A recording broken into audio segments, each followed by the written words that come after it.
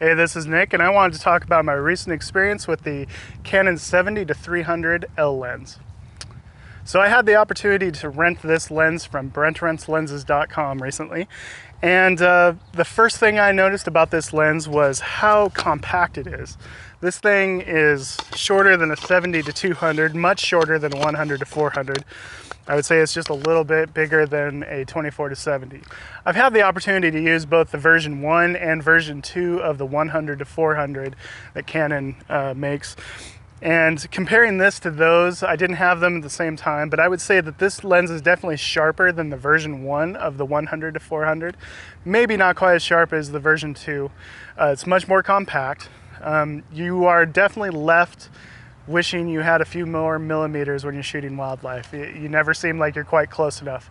I was using this lens on a 5D Mark III, and you don't feel quite close enough. But it's such a nice walk-around lens. You could use this for portraits.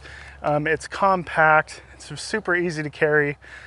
Fits in your camera bag really easy. I would say its size is probably its biggest upside. Another nice part about this lens is how close the minimum focus distance is. You can really do some pretty decent macro photography with this lens. I was surprised at how close I could get to my subjects and still be able to focus on them.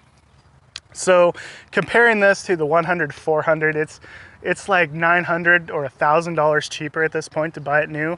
And if you're not doing any serious wildlife photography, maybe you want it to be both a portrait lens and maybe, walk through the park kind of lens, this is totally useful for that.